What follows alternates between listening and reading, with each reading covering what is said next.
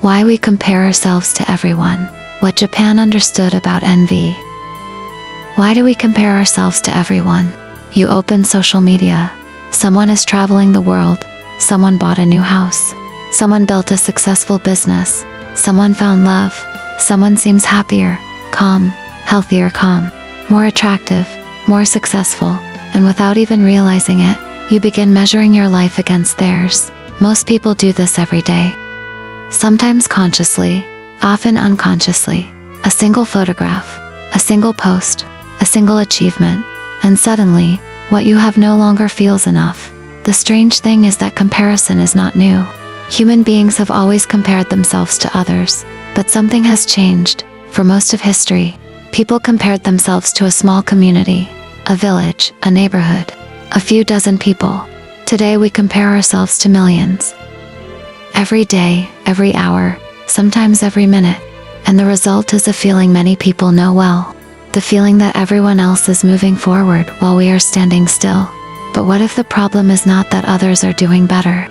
What if the problem is the comparison itself? For centuries, Japanese culture developed a different way of viewing growth, success, and self-worth. One that may offer an alternative to the endless race of comparison. Today we explore an important question. Why do we compare ourselves to everyone? And what did Japanese wisdom understand about envy that many of us have forgotten? Chapter 1. The Comparison Trap. Imagine two people. Both have food, a home, friends, a stable life. Both are objectively doing well. Then one person discovers that someone else has more. Suddenly satisfaction disappears. Nothing about their own life changed. Yet everything feels different. This is the strange power of comparison. It can steal joy without changing reality. The human mind is not designed to measure happiness, absolutely. It measures relatively, not, what do I have? But, how much do I have compared to others? And this creates an endless problem, because there will always be someone ahead. Someone richer.com, smarter.com, more attractive, more successful, more accomplished.com.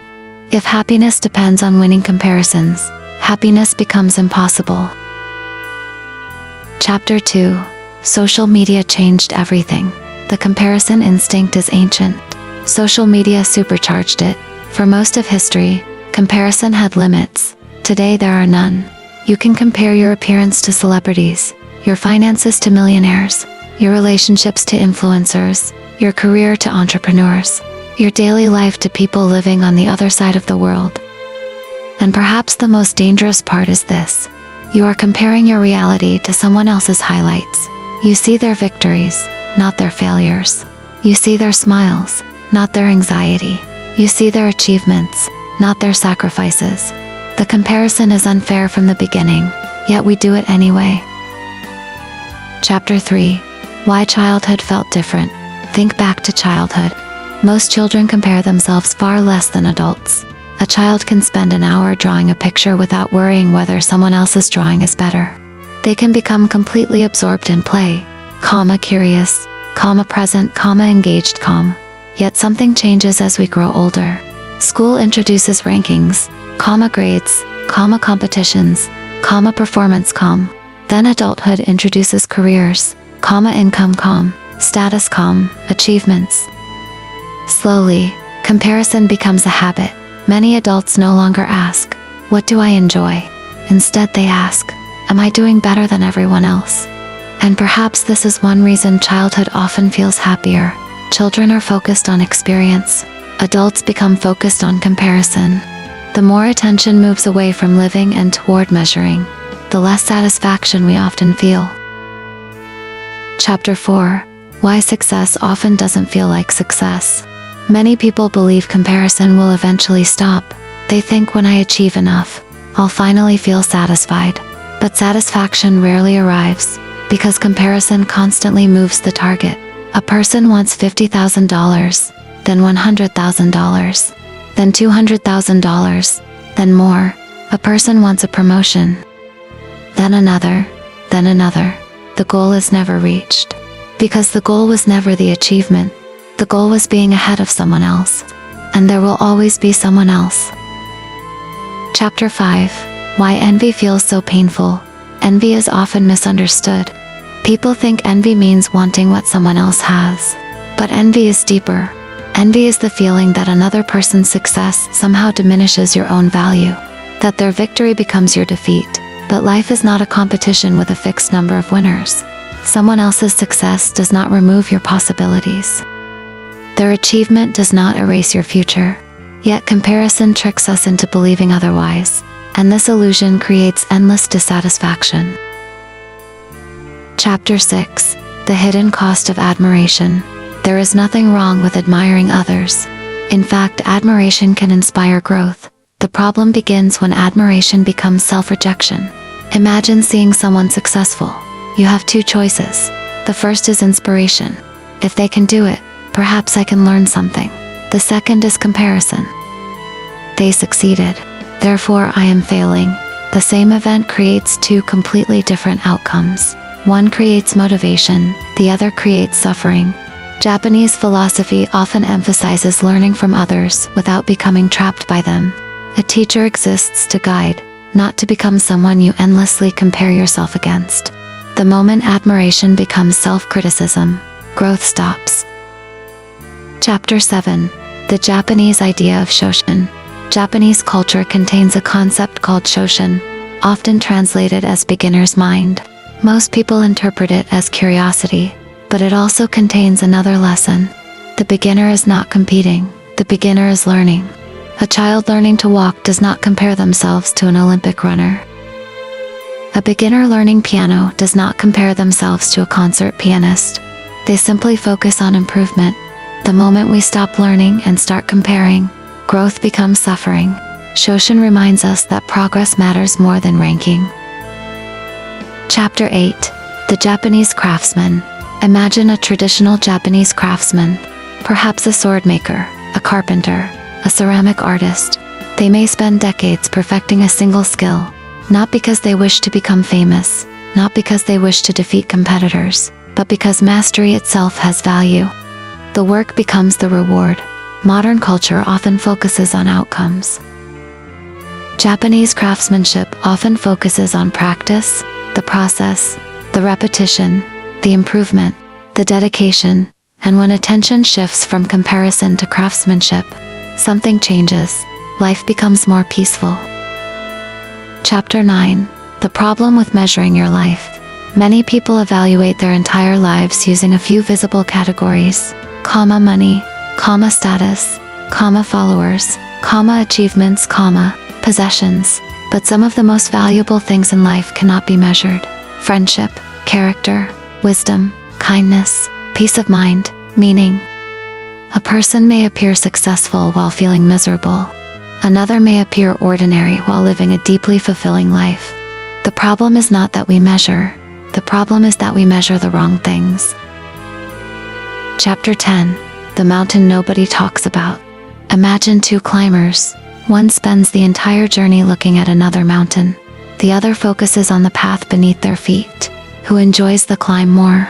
Most people spend their lives staring at someone else's mountain, someone else's career, someone else's relationship, someone else's success. Meanwhile, they miss their own journey entirely. The irony is that many of the people we envy are doing exactly the same thing. They are also looking at someone else's mountain. Comparison creates a race with no finish line, because there will always be another mountain, another achievement, another person to envy. Peace begins when we stop looking sideways and start looking forward. Chapter 11. The Japanese Wisdom of Your Own Path. In Japanese culture, there is often less emphasis on standing above everyone else, more emphasis on fulfilling your role well, walking your own path, doing your work with sincerity, improving yourself steadily. This does not mean abandoning ambition. It means redefining success. Success becomes becoming better than yesterday, not becoming better than someone else. And this small shift changes everything. Because one goal is impossible, the other is always available. Chapter 12. The Freedom of Not Competing. Imagine waking up tomorrow and no longer feeling the need to prove yourself. No need to win every comparison. No need to impress strangers. No need to measure your life against everyone else's. How much energy would that free? How much anxiety would disappear? How much peace would become available? Many people spend their entire lives running races they never chose to enter. The first step toward freedom is realizing that participation is optional. Final chapter: the person you should compare yourself to. Perhaps comparison itself is not the enemy. Perhaps we simply compare ourselves to the wrong person. Instead of comparing yourself to strangers, compare yourself to who you were 1 year ago, 1 month ago, 1 week ago. Are you wiser, more patient, more resilient, more compassionate, more aware? These are comparisons that create growth instead of suffering. Japanese wisdom reminds us that life is not a race against others. It is a journey of continuous refinement, like a craftsman improving their work, like a garden changing through the seasons, like a tree growing quietly without competing with the forest around it. The tree does not ask whether it is taller than every other tree. It simply continues growing, and perhaps we should do the same. Extended ending. Perhaps the greatest illusion of comparison is the belief that someone else's life contains the answer to your own. If only you had their success, their money, their appearance, their opportunities, then everything would be different. But every life contains struggles we cannot see. Every person carries doubts we do not hear. Every success hides sacrifices we rarely notice. Comparison shows us only the surface. Wisdom asks us to look deeper. Japanese culture often celebrates gradual improvement, not dramatic transformation. Not becoming someone else, but becoming a better version of yourself. A little wiser, a little calmer, a little stronger. One day at a time. The person you admire today once stood where you stand now. And the person you are becoming tomorrow depends less on who you compare yourself to, and more on what you choose to do today. The tree does not compete with the forest. The river does not compete with the ocean. The seasons do not compete with one another. Each simply becomes what it was meant to become. Perhaps the same is true for us. The next time comparison steals your peace, remember this: someone will always have more. Someone will always be ahead. Someone will always appear more successful. But none of that determines your value. Your life is not a competition. Your path is not their path. And your worth was never meant to be measured by someone else's success. Perhaps the person you need to become has been waiting for you all along, not at the finish line of someone else's race, but on your own path, quietly taking the next step. Thank you for listening.